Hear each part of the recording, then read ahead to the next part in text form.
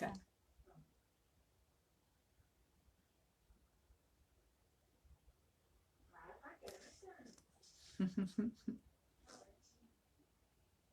Você já está aparecendo aqui para mim.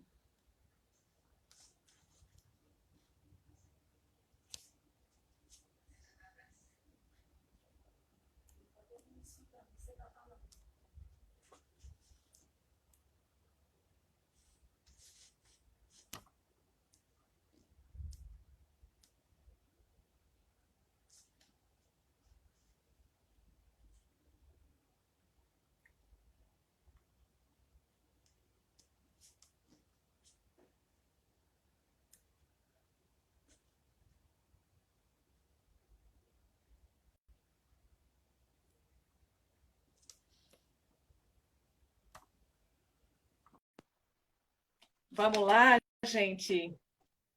Então, uma satisfação imensa a gente estar aqui, né, nessa primeira live do Motim.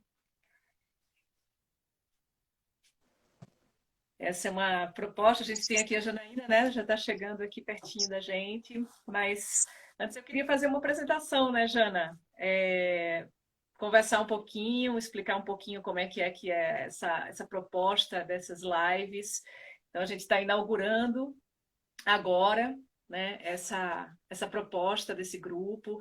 O Motim nasceu em 2014, né, o Motim, que é um grupo de pesquisa vinculado ao UERJ, vinculado ao UDESC e ao UFRN, que são três instituições, e eu sou exatamente a líder, né, coordenadora desse grupo de pesquisa, e a gente tem três eixos, né, três eixos de trabalho, que é exatamente a pesquisa do mito, a pesquisa do rito e a pesquisa das cartografias feministas, né? Então, é um grupo que está vinculado ao CNPq, né?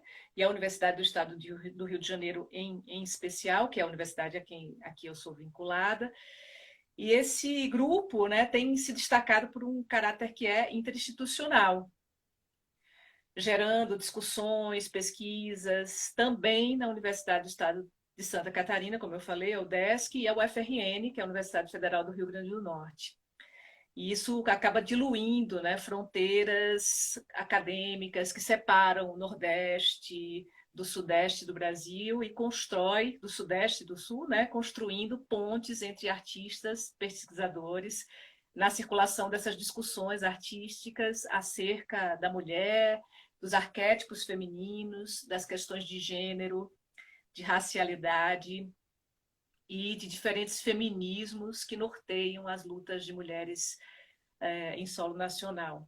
E aí a gente reúne investigações no âmbito da graduação, da pós-graduação, e o grupo trafega pelo campo do mito, né, como um suporte na salvaguarda da narrativa mítica enquanto um espaço de reconto, né, do que é da gênese, do que é pessoal, numa trama retroalimentativa com as demandas sociais, que são intrinsecamente políticas, né? O pessoal é político.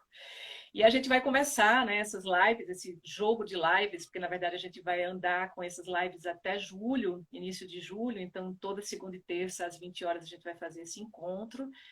E a proposta é que eu faça uma espécie de mediação, mas que exatamente as pessoas que estão como participantes atualmente, participantes do motim, né, ou que já participaram de alguma maneira e estão afastadas, mas que continuam sendo integrantes, venham apresentar a sua pesquisa e fazer algum recorte. A ideia é um pouco a gente trocar. Né? Então, hoje a gente vai ter duas trocas, então a gente vai ter que ser super ágil, né? Nessa proposta, porque a gente tem duas pesquisadoras, duas artistas que vão trocar aqui com a gente. Então, a primeira convidada de hoje é a Janaína, que já está conosco aqui. Eu já chamei antes, porque eu não quero estar sozinha, eu estou amotinada. Afinal de contas, eu vou entrar já amotinada, né? Eu não vou entrar sozinha nessa, né? Então, a Janaína Gomes, que é atriz, que é bailarina, que é performer, produtora, está em formação como terapeuta Ayurveda agora. Ela é mestre em artes cênicas pela Universidade Federal do Rio Grande do Norte, formada em artes cênicas pela Federal de Pernambuco e especialista em dança educacional pela Sensupeg.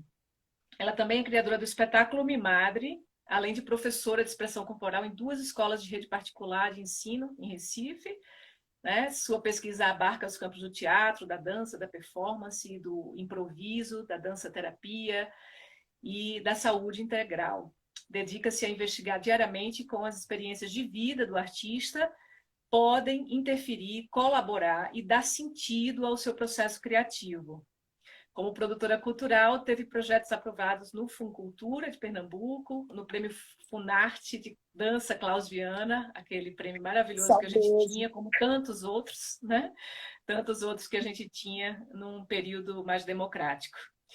Então, falando em democracia, eu acho que eu vou querer abrir essa live de hoje fazendo uma problematização, porque eu acho que a partir dessa problematização, acho que Janaína pode desenrolar um pouquinho sua fala e depois a gente se vincula com Maria Flor, que vai ser a nossa segunda convidada, né? Então, eu queria só destacar, né, eu estou aqui, vocês estão percebendo que eu estou olhando para vocês aqui, mas também ao mesmo tempo estou olhando aqui para os meus escritos, porque eu sempre trago aqui uns guias, né, para a gente não se perder, porque eu acho que é bem importante dentro de um encontro como esse, aproveitar esse espaço de 1 hora para a gente conversar, que a gente tenha justamente uma discussão que seja profícua, que seja poderosa, que a gente possa sair com reflexões, né? E eu quero começar com uma reflexão, eu acho que isso vai ser um pouco o mote de todas as lives do Motim, eu vou trazer uma problematização, algumas perguntas, e aí essas pesquisadoras, né, e esses artistas vão desenrolando um pouco esse novelo. Então, é um fato, né, que o Brasil é um país totalmente baseado no sistema escravista, escravocrata, né? Todo pautado na elevação cultural branca, né, e na discriminação e na exploração da população negra. E a gente percebe que a visão de brancura é algo que é algo normal, né? Ou padrão. Não é apenas, e sempre em aspas, né, um modo como os sujeitos brancos se enxergam, eles se enxergam, eu me enxergo e todos os outros, mas, sobretudo, um modelo de representação que pautou a formação da nossa sociedade. Né? A nossa sociedade está formada, calcada nesse padrão. Revelando assim o quanto a supremacia branca norteia, né, os sistemas também de representação do povo brasileiro. Né? Todas as representatividades, a simbologia, tudo isso está pautado nesse lugar. Né? Então, essa invisibilidade, né, da população negra rola quando uma sociedade chega ao ponto de uma hegemonia. Né? Então, existe uma hegemonia. E uma ideia de supremacia branca tão poderosa em que os não brancos não têm voz nem poder para apontar a identidade racial do branco, nem tampouco os brancos conseguem se perceber como mais uma das identidades raciais, mas como a identidade racial, mas sim como uma única identidade racial normal. E as outras devem alcançá-la, devem buscá-la, né? Em níveis intelectuais, morais, estéticos, econômicos. E aí, quando a gente entra num campo que é estético, a gente está pensando em especial na arte, né? Em que medida a arte ela vira um espaço de plataforma também para a desconstrução dessa hegemonia, desconstrução desse padrão, que é um padrão, né, composto, arraigado, já estruturado. Então, eu quero conversar um pouquinho com Jana e também com Maria Flor, né, que são jovens artistas, né, que trabalham no campo da dança, do teatro, mas que estão sempre circulando entre essas linguagens, né, estão pesquisando. No caso de Jana, já fez o mestrado, dá aula na escola, e Maria Flor também tem a pesquisa dela com teatro e tal. Então, o que eu penso é que talvez a gente pudesse começar a refletir, Jana, como é que foi esse seu processo, primeiro, de se perceber como uma mulher negra, né? Que eu acho que isso também foi um processo de descoberta seu, né? E também, né, como você trabalha com a arte como uma plataforma para a discussão dessas questões, né? Tanto de racialidade, como também de interseccionalidade. Eu acho que você pode até falar um pouco sobre o que você entende por isso, né? Sobre identidade, sobre racialidade e tal. Então, acho que talvez fosse legal você explanar um pouco a partir desse disparo que eu te aponto aqui. Então, seja bem-vinda a essa live do Motim. Tem um monte de gente entrando, muitos integrantes do Motim que estão por aí, e outras pessoas que estão chegando para conhecer o grupo e as pesquisas. Boa noite a todos, a todas, a todes. É, Fui muito bem apresentada por Luciana,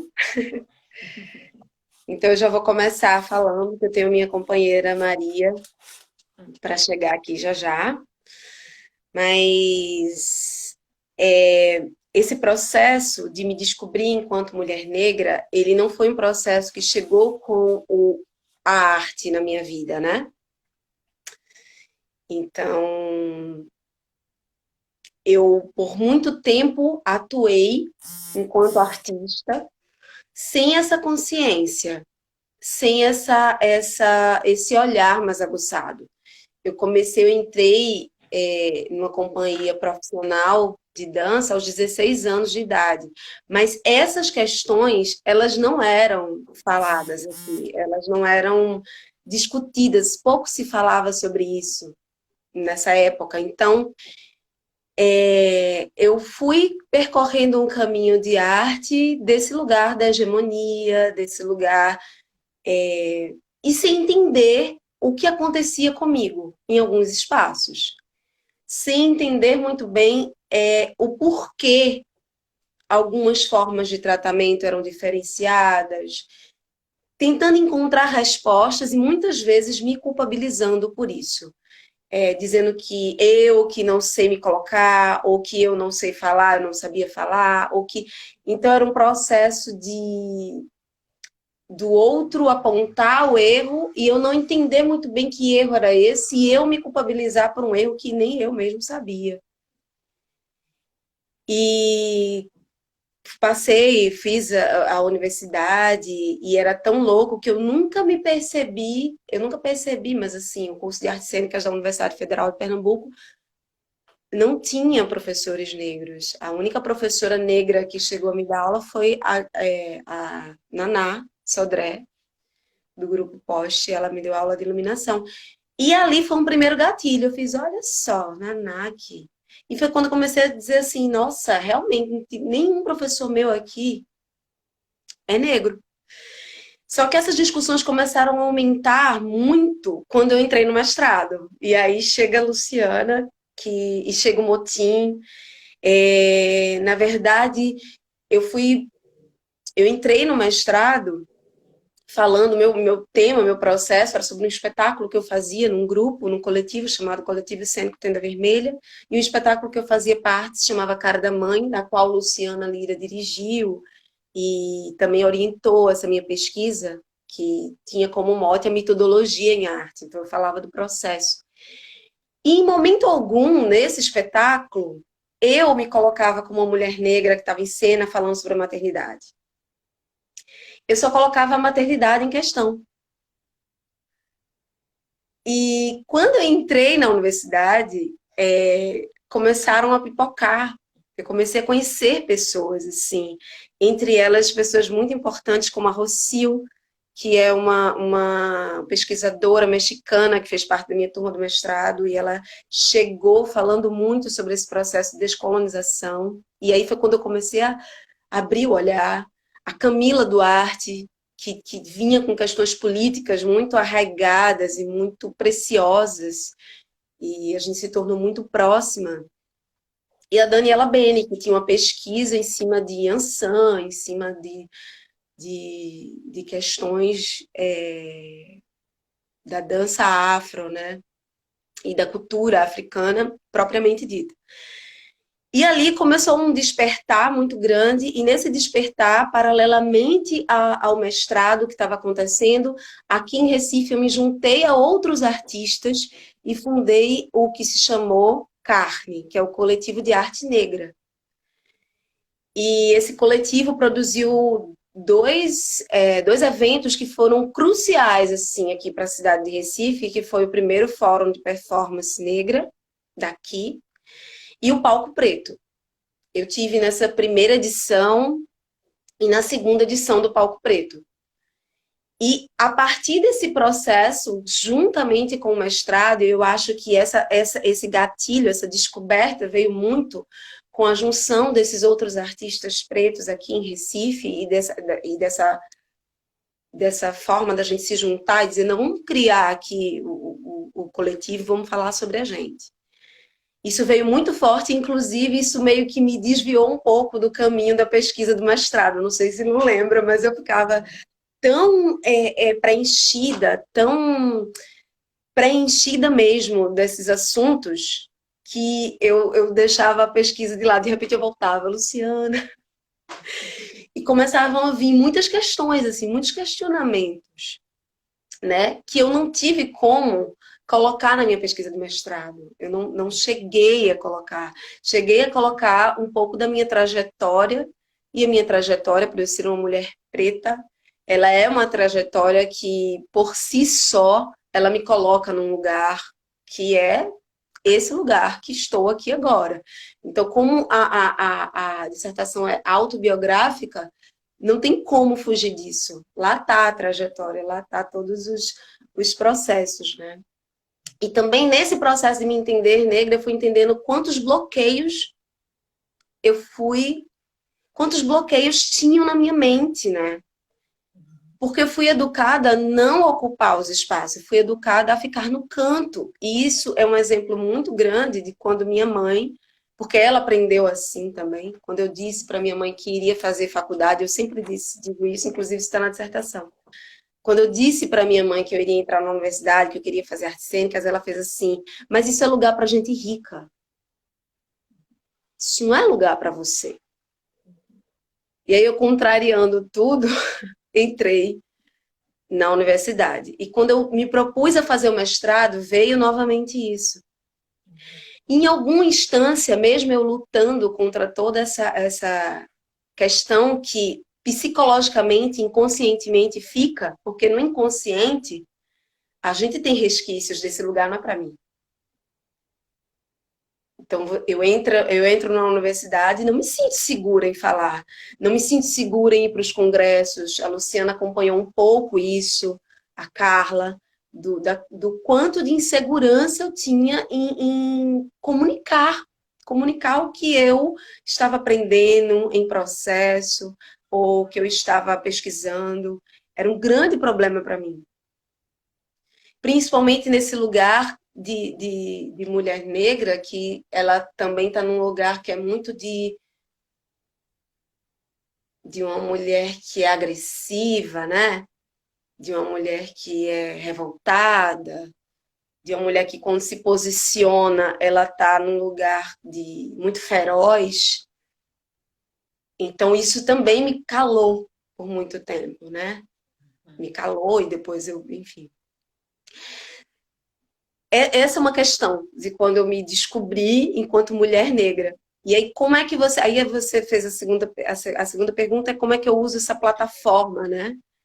Pensar a arte, e aí eu fico pensando até a gente desdobrar, até porque o grande tema, né, vamos dizer, esse primeiro bloco de lives tem a ver também com pedagogias, né, em que medida também você como professora, né, você entrou na escola, está dando aula numa escola, né, de ensino particular, né, Isso. então com crianças, como é que é esse jogo também, né, eu acho que tanto pensar na arte como plataforma, né, mas pensar um pouco plataforma, né, de discurso e também de De prática. pedagogia, né, de prática, né, de poética e pedagogia. Como é que é isso para você? Como é que você está? Porque uma coisa é você se descobrir, né, essa mulher negra, mas é como é que você coloca isso em cena para que esses padrões que eu falei no começo, eles comecem a mudar, né? E se você vê mudança também nisso, né? Que Sim, eu acho que talvez seja legal, Jana, você falar um pouco dessa sua pesquisa mais recente, né? Você falou um pouquinho sim, do sim. mestrado, que acho que você pode desdobrar esses dois assuntos, pode ser interessante você usar como tema. Ótimo. Então, essa questão que você puxou agora do meu ensino, né? Eu dou aula em escolas particulares em que a maioria é branca. A maioria das crianças são brancas. E tem lá eu, professora negra. Em uma das escolas, eu tenho uma liberdade muito grande de criar. Eles me dão carta, assim, aberta para eu fazer muita coisa. E eu honro muito isso, esse meu lugar nessa escola. Honro muito. E eu tenho conseguido coisas lindas. Eu ensino no Fundamental 1. E há alguns anos a gente tem eventos como Manhã da Poesia, a gente tem eventos outros.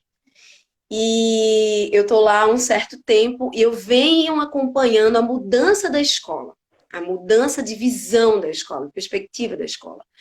Então, no ano passado, eu tive a oportunidade de colocar na Manhã da Poesia, para o quinto ano, por exemplo, uma autora negra. E isso foi, e colocar a mão para cima e falar diretamente sobre isso, sabe? E eu estou tendo agora, nesse ano, ano passado e nesse ano, a gente está falando sobre autocuidado. A gente está falando sobre esses espaços que eu preciso cuidar, não só fora, mas dentro. E isso tem a ver muito com a prática que eu comecei a implementar na escola. E isso tem a ver muito com as conversas e os diálogos que eu tenho tido com as professoras, minhas amigas de trabalho, porque eu trabalho com elas, né? Eu tenho uma função nessa escola que não é de educadora física, eu só sou ligada à educação física, mas eu estou diretamente ligada, em conexão e em conversa o tempo inteiro com as professoras. Então, eu estou em diálogo com o que é que elas estão dando em sala de aula, com o que quais são os conteúdos que eu posso levar para que elas explanem melhor na sala de aula. Então, é um trabalho muito em conjunto. Então, quando a gente fala de um motivo cultural, que é o ápice, eu trabalho no Colégio Motivo aqui, de Casa Forte, porque cada instituição é diferente, quando a gente fala que o principal evento da escola é o motivo cultural, a gente está falando de um lugar em que o meu trabalho ali, ele não é um trabalho que vamos fazer coreografias e apresentar. Não. É um trabalho que o tempo inteiro está em comunicação e em diálogo com as professoras. E eles me dão essa liberdade de escolher músicas, de escolher textos, de escolher. Então eu me sinto, é como se eu tivesse o tempo inteiro, assim, fazendo do que eu acredito, a minha prática, sendo coerente com ela, entende? E isso é algo que para mim é muito importante, ser coerente com o que eu penso. Por isso que eu também saí de alguns espaços, porque eu não encontro coerência. E se eu não encontro coerência, eu não sei o porquê está ali. Então, isso é algo que me instiga muito, né? Principalmente com as crianças. E aí é muito interessante porque, falando um pouco do meu trabalho, da minha pesquisa, para a gente dar um encaminhamento, né? Eu acho que a gente pode até dar ir fechando, sabe, Jana? Assim, um Fechando, pouco, é curtinho, né, esse tempo, mas eu acho que de você falar. Tem duas coisas que você falou que eu acho que legais, que eu acho que você pode também abordar. Até fiquei pensando, porque o discurso da gente também está cheio desses padrões, né? Aí uma coisa que você falou agora que me chamou a atenção, que eles me dão a liberdade. Eles me dão a liberdade, né? Ou você conquistou esse espaço, né? Conquistou não, na verdade você ocupou, né? Você conquistou porque evidentemente não estava dado, né? Então eu acho que não sei, nos discursos da gente já vem né? Esse resquício, como também você falou uma palavra no início que é um desvio, né? Eu desviei a pesquisa.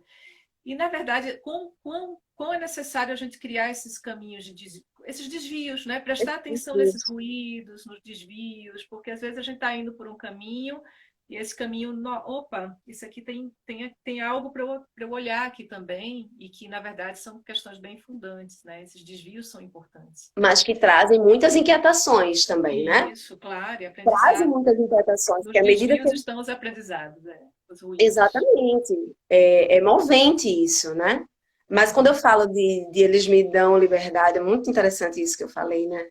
Eu conquistei esse espaço, sim, E é muito louco porque como eu tô num lugar lá que é hegemônico, assim, de pessoas Uhum, brancas e de um poder aquisitivo outro, né? uhum. Talvez essa minha fala tenha muito mais a ver com isso, né? De, cara, Sim. aqui e realmente não deixa de ser, eu conquistei ali o Uhum. meu lugar, mas se eles quisessem, eles poderiam me eliminar. Ah, sim. Uhum. Se eles quisessem ali, que é um espaço que é majoritariamente um outro lugar que não o meu, eles poderiam me cancelar, Sim, sim. como aconteceram já com outros colegas. Então, assim, é interessante também olhar que lugar é esse, porque eu sei que eu conquisto meu espaço junto dos meus, Uhum. entende? Mas quando eu estou num lugar que a estrutura ela é muito sólida e ela é muito bem arquitetada durante séculos, eu também preciso pensar com olhar para um olhar meio de fora, porque se eles quiserem, eles Estratégico. podem. É Uhum. estratégico, porque se eles quiserem, eles. Não, não queremos mais você aqui. Você está falando sobre coisas que não queremos ouvir. Sim. Entende? Então, Aham. como caminhar por um lugar que eu esteja em diálogo com essa estrutura, mas colocando as minhas questões e as minhas inquietações, e eu tenho Isso, muito isso. apoio das Uhum. professoras, e as professoras são minhas grandes aliadas, né? Uhum. E a minha coordenadora também. Então, assim, estamos em rede. Graças a Deus, essa rede está meio que infiltrada, né? Eu já Uhum. consigo tecer com outro fio, um fio mais Sim. preto, né? Com Aham. relação à minha à pesquisa, eu acho que teve um pontapé assim inicial, que foi quando eu fiz o Como Manter-se Preta e Viva, ponto um, meritocracia. Eu acho que esse foi o cume, assim, quando eu disse assim, nossa, eu vou quebrar aqui tudo. Eu acho que esse foi um trabalho que me chamou muita atenção e Me Madra, na verdade, é um trabalho que eu estou focada, estou muito falando da cura ancestral, muito falando da minha ancestralidade, e isso, consequentemente, o fato de eu estar em cena já é um ato político, e o fato de eu estar falando de uma realidade outra, que era a realidade das minhas avós e da minha Uhum. mãe, e Uhum. do preconceito, inclusive, que a minha avó preta tinha com minha mãe preta, porque tinha, Uhum. eu falar disso já é um ato muito político. Então, eu me proponho em minha madre a me curar de todas essas questões que estão no meu inconsciente ainda, de alguns lugares eu não estar e me colocar dessa forma. Uhum. Como também essa é a minha atual, esse é meu atual mote, assim, como falar de mim, Uhum. como começar a colocar minha história, Uhum. como começar a falar de onde os meus dois pés pisam, com segurança e podendo falar aos quatro ventos, comunicar Uhum. que a minha história é importante. Ontem eu vi um vídeo da, da atriz, meu Deus, eu esqueci o nome dela, Angela, não é Angela Davis. Não. Angela Davis? Ela falando da importância, assim, ela fazendo esse mote, assim, ela chamando a gente para dizer, eu sou importante, Aham. eu tenho importância, a minha história tem importância. Então, minha Uhum. madre, ele é um pouco, essa pesquisa toda, é meio que Uhum. falando sobre isso, sobre essa importância da gente começar a falar as nossas histórias. E uma Uhum. live que eu fiz com a Camila Duarte recentemente, ela chegou assim: as nossas histórias foram contadas por outras pessoas. Uhum. Uhum.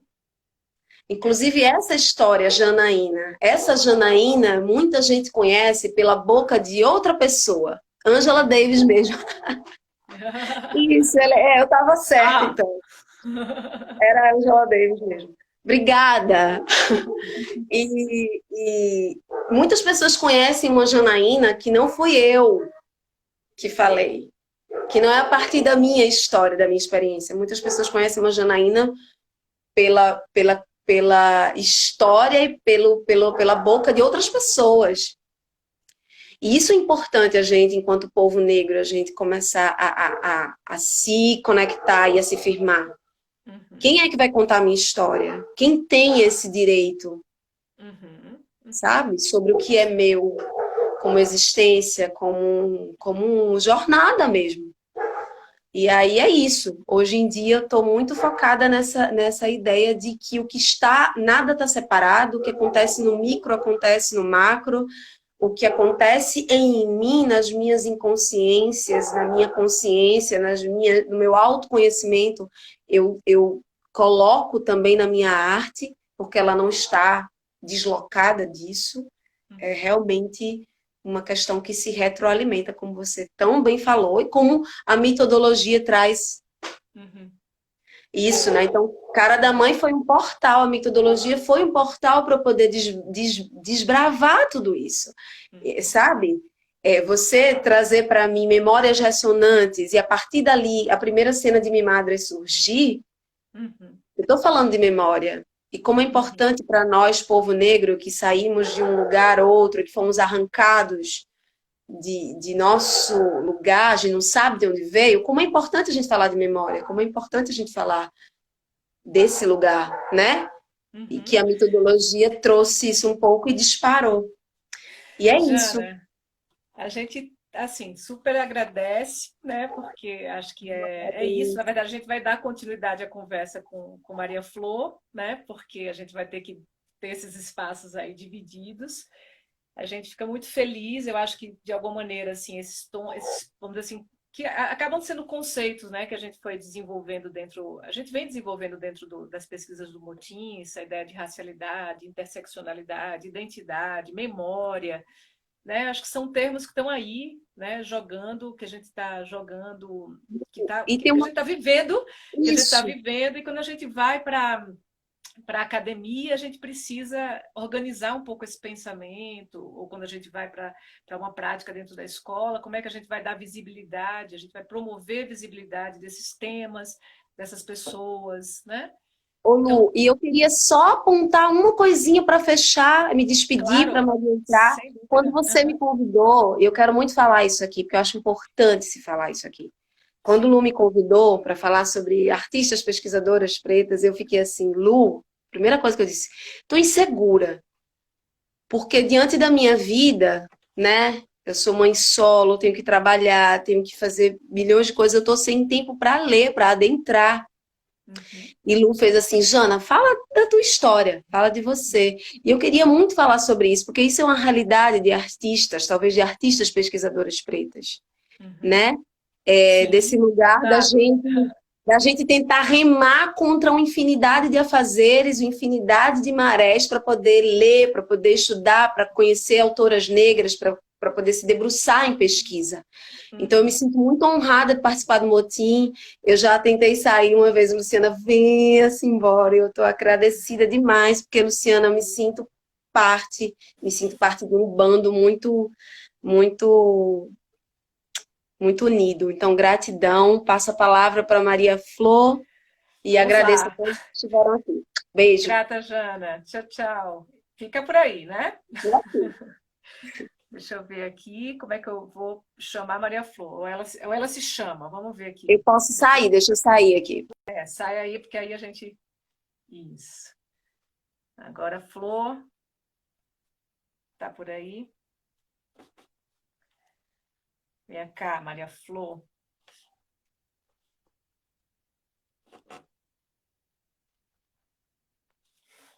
E aí, Flor, tá por aí, querida?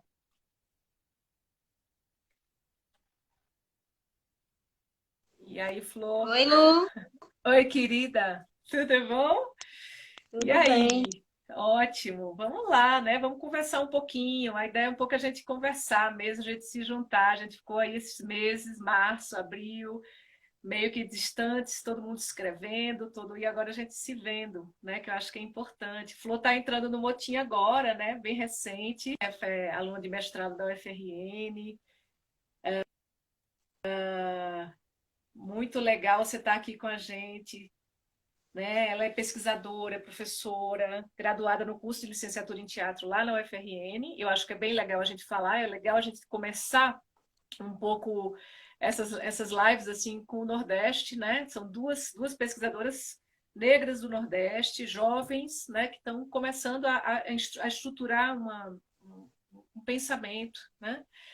E Flor também tem experiências nas artes da cena, especificamente teatro, performance, música. Agora ela está como mestranda, né, no pós-graduação em artes cênicas da UFRN, e desenvolve uma pesquisa sobre o corpo feminino negro na cena performativa, né, pesquisa que é realizada junto com o Motim. Então, Flor, acho que as mesmas perguntas que eu acho que você poderia, né, circunscrever, que não são perguntas, porque você não vai responder nada, não é uma banca, né? Mas é muito mais para você desenvolver, né? São temas para você desenvolver, como é que foi esse perceber essa mulher negra aí no Nordeste, nessa situação, pensar essas discussões de racialidade. Flor recentemente foi contemplada para participar de um movimento super bonito aí de retomada aí da obra de Carolina de Jesus. Eu acho que você poderia falar um pouco sobre isso, que tem tudo a ver com sua pesquisa, falando de visibilidade, inclusive, né? Porque é o que Jana trouxe também, essa ideia da visibilidade desses temas, dessas pessoas. Então, toma um tempo aí para você conversar e eu vou te dar uma parada quando for necessário, que a gente já Você passou. tá Vamos lá.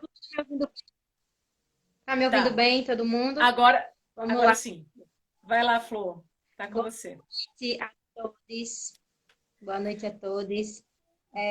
Acima de tudo, eu peço licença às minhas ancestrais, mulheres que vieram antes de mim, que abriram esses caminhos para que eu pudesse estar aqui hoje, que a gente pudesse estar dialogando sobre isso.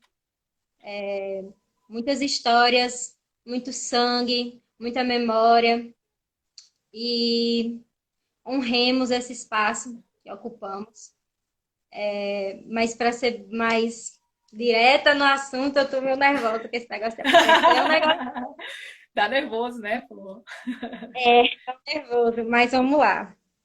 Essa minha trajetória, esse processo de me perceber enquanto uma mulher preta, veio desde a infância, né? Na escola, nos apelidos, na exclusão dos meus colegas de turma, quando eu precisei, muitas vezes, voltar para casa em crises de choro, isso por volta dos 6, 7 anos de idade. E até que minha avó, dona Djanira, me perguntou por que que eu chorava tanto e eu sempre dava escândalo para voltar para casa. E eu falei para ela, vó, ninguém gosta de mim na escola por causa do meu cabelo e da minha cor. E minha avó, como, desculpa falar da minha avó, é sempre ser má. E minha avó olhou para mim e falou, ok, vamos resolver o problema e a gente vai fazer com que essa dor diminua. Então, começou por volta dos 8 anos, por aí, o meu processo de embranquecimento, quando eu comecei a alisar o cabelo, né? Vários apelidos, Chico César era o mínimo que me chamavam. E esse processo de embranquecimento durou a minha vida até 10 anos atrás, né? Quando eu comecei a me perceber, a me olhar no espelho e de repente eu não conseguia me ver naquilo que eu olhava no espelho, sabe? E aí era como se é bem aquela coisa do Fanon mesmo, né? Pele negra, máscara branca. E eu estava mascarada, né? Foi um mascaramento, um embranquecimento terrível, avassalador. E então eu cheguei, pedi para cortar o cabelo, cortei e desde então eu comecei a me olhar no espelho e era como um desabrochar, era como se a semente tivesse plantada e aos poucos uma outra coisa fosse surgindo, que era eu de verdade. Então, ter voltado a ser quem sou de fato, em minha essência, foi um momento muito. Há 10 anos atrás, as pessoas ainda estavam nesse movimento de achar o cabelo crespo, meio. Né? Então, os olhares tortos eram demais, assim. Todo canto que eu chegava, as pessoas pegavam no meu cabelo e perguntavam se eu não queria alisar. Várias pessoas me pararam na rua para oferecer produto para alisar meu cabelo, porque eu ia ficar mais bonita, porque eu não ia arranjar emprego com um cabelo desse.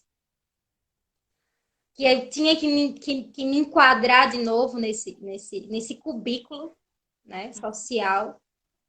E aí, quando eu chego na universidade, então passei todo esse processo de ter que trabalhar e de estar totalmente na margem, de ser preta, pobre, sabe? De uma família de pais semi-analfabetos, onde são 5 filhos e todo mundo teve que trabalhar muito cedo e ninguém estudou. Eu fui a única que estudei, sabe? Então, esse processo de ter que largar tudo e chegar na arte, para mim, foi como atravessar uma ponte em pedaços. Mas durante todo o meu processo, todo o tempo de graduação, foi bem difícil para mim, porque como eu vinha de uma outra realidade, eu tinha passado muito tempo sem estudar, enfim. Então, para chegar nesse lugar que eu estou hoje, né? Que eu digo que hoje eu estou nesse lugar de afronta.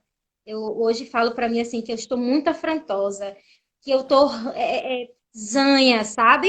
Assim de não me permitir silenciar mais. Como Jana falou anteriormente, nós pretas, pretos, pretes, nós somos condicionados a ficar na sala calados. A minha graduação inteira foi assim. Mesmo que eu quisesse falar, eu ficava ali contida. Eu comentava com alguém, eu escrevia, sabe? Porque era como se tudo que eu fosse falar fosse irrelevante, porque eu cresci assim. Na escola sempre foi assim. Porque como se algo de mim não fosse somar. Que algo que viesse de mim não fosse somar. Então, eu tratava aquilo com muita naturalidade. A gente acaba trazendo isso para o natural, mas não é. Não é. Até que um certo dia eu estava vindo da casa de um amigo, num bairro de classe média, e um senhor me parou e perguntou se eu queria fazer faxina na casa dele. E eu olhei para ele e falei: moço, eu não sou faxineira, eu sou uma estudante universitária. E desde aquele dia foi, para mim, assim, não que eu não me percebesse enquanto uma mulher preta, mas aquele dia foi um choque, assim, caramba, onde eu estou e continuo sendo estigmatizada. Como é isso, sabe? E isso começou a me inquietar. Eu passei muitos dias introspectiva. Introspectiva, e eu não comentei isso com ninguém. Fiquei como se fosse, sabe? Como se eu fosse retrucar, era como se eu estivesse fazendo algo errado. E aí foi quando eu comecei a ler, buscar mais sobre isso, me percebi no departamento de artes. No curso de teatro não tem professora negra. Hoje nós temos a professora Monize, mas ela não chegou a ser minha professora. Então eu não me via ali. Era como se aquele lugar para mim fosse hostil. Eu lendo sempre os europeus, europeus. E cadê o teatro negro dentro da graduação? Eu vi depois. Eu vi depois porque era uma necessidade minha encontrar os meus semelhantes. Saber quem foi Ruth de Souza, saber quem foi Abdias de Nascimento, sabe? Lélia Gonzalez, essa galera, Zenaide Zen. Tipo, quanta gente não sabe nem quem é Ruth de Souza? E até quando atrizes, artistas pretos vão ser invisibilizados? Então a gente precisa começar a ocupar esse espaço e dizer: eu estou aqui. Eu estou aqui. Porque se não for assim, as pessoas não vão nos notar. Porque Ruth de Souza morreu com quase 100 anos e é a dama do teatro negro, foi a primeira atriz negra a receber prêmio internacional e ninguém sabe quem é essa mulher. Isso para mim, assim, chega, sabe? Então, como eu sou professora, trabalho em uma escola particular, mas dentro de uma periferia aqui de Natal, eu começo a trazer essas discussões. Sou professora de artes, né? Então, eu começo a trazer essas discussões para a sala de aula. Eu sou professora do ensino fundamental 1. Então, os meus menininhos, desde o 6º até o 9º, eu milito todas as aulas. Às vezes parece cansativo, mas em algum momento no dia deles vai acontecer alguma coisa que eles vão lembrar que a professora de artes falou aquilo e aquilo e aquilo. E vai fazer sentido. Alunas negras que não se percebiam negras começaram a se perceber de sua cor depois que eu entrei na escola e que eu comecei a inquietar. Cheguei com o livro da Djamila Ribeiro, abri minha mochila, tirei. Professora, que livro é esse? Que mulher linda! Quem é ela? Feminismo negro. Professora, existe feminismo negro? Existe. Vamos conversar sobre? Toda a aula era isso. Professora, vamos falar sobre feminismo negro. Porque isso é muito bacana, isso é importante. Então, quando eu comecei a trazer isso para a sala de aula, as meninas brancas começaram a se... Algumas alunas brancas começaram a sentir um certo incômodo. E teve um dia que uma delas pediu desculpa, uma dessas discussões, uma delas pediu desculpa para a colega. Disse, me desculpa. Aí a colega olhou assim para ela, por que? Ela disse, só me desculpe. Então eu percebi que tinha alguma coisa ali, sabe? E aí, quando foi o ano passado, teve um trabalho na escola, que é uma feira de conhecimento, e todo mundo tá ali. E uma dessas alunas negras, que ela é uma querida, assim, para mim, ela falou, professora, eu já escolhi o tema. O mundo que eu quero é um mundo sem racismo. E eu quero muito que a senhora seja minha orientadora nesse trabalho. Porque não faz sentido ser a professora, tem que ser a senhora. E eu fiquei tipo, meu Deus, é sério, vamos, professora, é um mundo sem racismo. Então, eles foram atrás. Carolina Maria de Jesus, Djamila Ribeiro, Ruth de Souza. Se perguntar para qualquer aluno desse, eles vão saber quem é. Uhum. E eles têm orgulho de dizer, eu sei quem é Ruth de Souza. Eu sei quem é Djamila Ribeiro. Eu sei quem é a minha professora, sabe? Então, essas meninas e esses meninos, eles precisam encontrar referências positivas, né? A gente o povo preto é estigmatizado dentro desse quadro de violência, de droga, de prostituição. É sempre assim. Então, nós precisamos cuidar das nossas crianças, Sem dúvida. sabe? Flor, E eu, deixa eu e te, eu deixa eu penso... te Tá, fala. Tá, desculpa, por conta tem um tempo, né, que é super chato essa coisa dessa coisa da live, né? É, Chato não, tá sendo maravilhoso, mas eu digo assim, porque tem esses limites. Mas olha, queria que você meio que fosse fechando, falando um pouquinho dessa tua experiência da história da Carolina, dessa participação desse evento que você vai, né, nesse concurso que você, enfim, concorreu com todo mundo, como é que foi isso e como é que está esse momento agora, né, da tua pesquisa e quem é Carolina, para quem não sabe. minha pesquisa hoje dentro do Motim, falando sobre esse lugar de fala. Então, me aproximei de Carolina Maria de Jesus, por me assemelhar muito a ela, né? Então, eu uso o livro Quarto e Despejo como uma grande reflexão para a minha vida, é uma troca com Carolina o tempo inteiro. E esse ano, Quarto e Despejo completa 60 anos. E estou participando de uma formação de escritoras para escritoras negras, tentando trazer para agora, 2020, que quarto de despejo é esse? Então, é muito sensível, porque a gente se desnuda o tempo todo, sabe? Eu falo para a Lu, às vezes, Lu, não estou conseguindo, porque tipo, é tão de dentro, sabe? São coisas que Carolina passou em 1960, isso é tão atual, né? Isso é tão atual. Então, a minha pesquisa ela ainda está em início dentro do Motim. Motim já conhecia antes de ser Motim, já era Motim sem saber que era. E fui abraçada por tu, e fui abraçada por todas as amotinadas, os amotinades. E eu me sinto muito, muito feliz em fazer parte dessa jornada, dessa caminhada. Principalmente em momentos em que estamos vivendo de pandemia, de pandemônio. O que me inquietou mais esses dias, em que eu senti vontade de parar, foi quando eu refleti: estou escrevendo para quem? A juventude preta está sendo exterminada. Quem vai sobrar para ler esse trabalho? Se o meu trabalho é para o meu povo. Então, eu fiquei meio pensando nisso, né? Nesse caos que está o mundo, que é dentro e é fora. E no dia seguinte, eu tive uma aula com os meus alunos e uma aluna falou para mim, professora, a senhora é necessária. Obrigada por existir. E às vezes a gente acha que pesa a nossa existência. E pesa de forma muito positiva. E a gente não pode se calar. A gente tem que afrontar. A gente tem que ser bichozanho. A gente tem que estar na linha de frente e ocupar o nosso lugar. Que sempre foi, mas que sempre nos negaram. E falar dessa pesquisa e falar disso é falar intimamente, profundamente de quem eu sou. Só gratidão por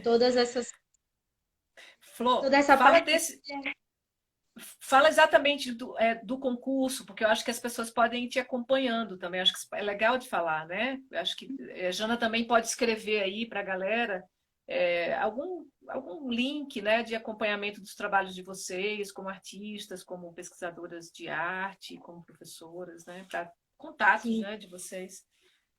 Fala É, para.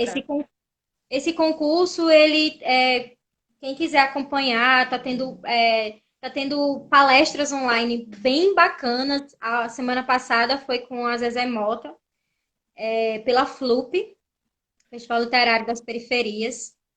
E, como eu falei anteriormente, né, várias mulheres do país inteiro se inscreveram para participar desse curso de formação. E como um presente do universo, estou participando junto de mais 209 mulheres, não só do Brasil, mas de África também. Carolina foi traduzida para mais de 13 idiomas. E as pessoas precisam conhecer essa mulher, que antes de nós estava falando sobre o lugar de fala. E quem quiser acompanhar, fiquem à vontade, vão lá na página da FLUP, RJ. Tá rolando diálogos super necessários e importantíssimos, principalmente em momentos como esse. E é isso, cuidemos das nossas crianças e lutemos por uma sociedade antirracista e antifascista. É isso. Maravilha, Flor. Você seja muito bem-vinda, né? Sua inauguração, a gente inaugura essas lives do Motinho, acho que super com os dois pés, né? Porque não tem pé direito e pé esquerdo, tem dois pés de uma vez. E acho que a gente entrou com os dois pés aqui, né? Nessas lives. A gente vai continuar amanhã. Amanhã a gente tem outra conversa muito legal também com Fernanda Dias, que é uma doutoranda da UERJ, que vai falar um pouco sobre pesquisas de preparação corporal com as danças negras, no trabalho de atores e atrizes. Então, acho que as meninas inauguraram super bem nossas lives, né, falando das suas pesquisas, visibilizando mulheres que estão aí completamente nas margens e colocando essas margens para o centro, que é onde elas devem estar. E acho que a gente está muito feliz da gente começar assim, né? Do jeito que a gente começou. Só para a gente lembrar, né, que esse texto que eu fiz no iniciozinho das lives, isso para a Flor, para a Jana e para todo mundo, foi uma reflexão que eu fiz a partir de um trabalho da Lia Weiner Schuckmann, né, que é uma mulher branca, né, que vai se refletir como branca dentro de uma estrutura, né, e de pensar nas suas hegemonias, né, né, dos seus espaços. E aí eu queria fechar a live de hoje com uma reflexão da Bell Hooks, né, que eu acho que são títulos e nomes que precisam ser lidos, né? Eu acho que agora a gente está num momento também de visibilidade dessas intelectuais, né? Não só das artistas, mas também com as intelectuais negras que vão chegando e trazendo um outro tipo de epistemologia, um outro tipo de conhecimento, outra via, né? Porque eu acho que a gente está no momento de construir novas vias. E eu acho que eu fico muito feliz que o Motim esteja indo, estamos juntas, né? E aí Bell Hooks diz uma coisa super bonita, ela diz assim, me dei conta de que, para as pessoas negras, a dor de aprender que não podemos controlar nossas imagens, né? Como nos vemos e como somos vistos. É tão intensa que isso nos estraçalha. Então, é esse espaço, né, de como, não só de como você vê, mas também como você é visto, né? E todo mundo manipulando isso, né? E tendo a mulher negra mais ainda, né, que está dentro de um espaço ainda mais de esmagamento. E ela continua: isso destrói e arrebenta as costuras de nossos esforços de construir o ser e nos reconhecer. Com frequência, ela diz, ficamos devastados pela raiva reprimida. Nos sentimos exaustos, desesperançados e, às vezes, simplesmente de coração partido. Né? Que eu acho que é um pouco esse choro de Flor, né? O choro, as falas embargadas, não é uma fala embargada de um lugar, de uma emoção rasa, né? É uma emoção muito antiga, né? É uma dor antiga. Então, acho que isso que Bell Hooks traz, eu acho muito, muito forte, né? Porque eu acho que corrobora um pouco com as falas das meninas, né? Das mulheres, das meninas, mulheres, meninas, né? Que tiveram suas infâncias aí esmagadas, invisibilizadas, oprimidas, e que hoje estão conquistando, né? Ocupando espaços que eu acho que são espaços devidos, espaços que precisam ser ocupados, né? E eu fico também muito, eu tenho um lugar de muita irmandade, né? Porque eu acho que a gente está indo junto, porque é um jeito também da gente aprender. Eu como professora, né, como pesquisadora também, de alguma forma, eu vou construindo meu conhecimento a partir de vocês também, né? Porque é nessa troca que a gente constrói. Eu lembro muito da relação de Bell Hooks com Paulo Freire, que era um homem velho e branco, né? E que Bell Hooks ensinou a ele o que era feminismo negro, né? E ele na humildade dele, de homem branco, né? Baixou a cabeça e disse: vamos juntos, né? Então, de reconhecer o seu espaço e ao mesmo tempo dizer: o aprendizado se dá na relação, né? Então, eu fico muito feliz.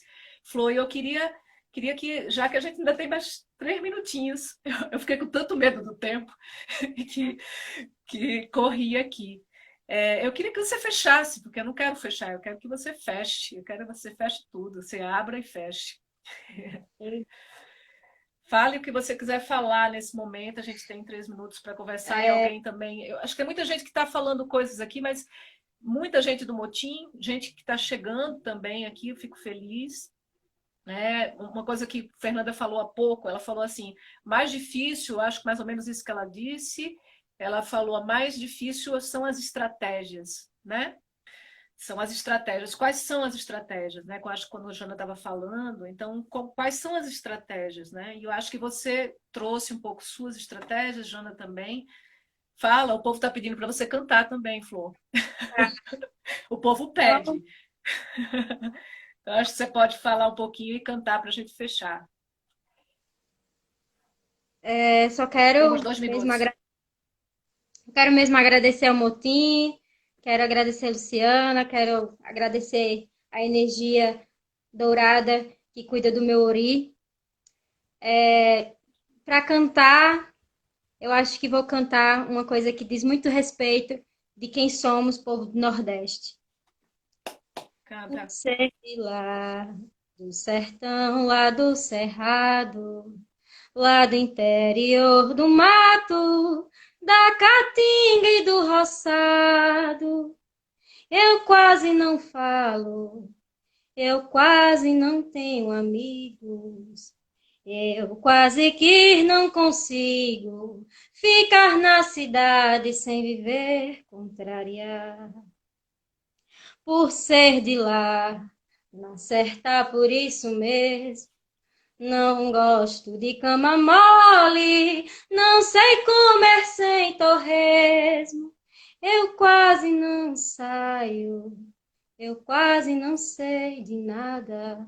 Sou como reis desgarrada nessa multidão boiada, caminhando a esmo. Coisa linda, Flor. Gratidão. Amanhã a gente tem mais às 20 horas, mais discussão sobre essas questões todas, né, de racialidade, pedagogias e poéticas pretas, mulheres e homens pretos e brancos e todos unidos para que a gente mude essa realidade toda de pandemia, de pandemônio, que a gente cresça e avance. O Motim está aí toda segunda e terça às 20 horas para fazer lindas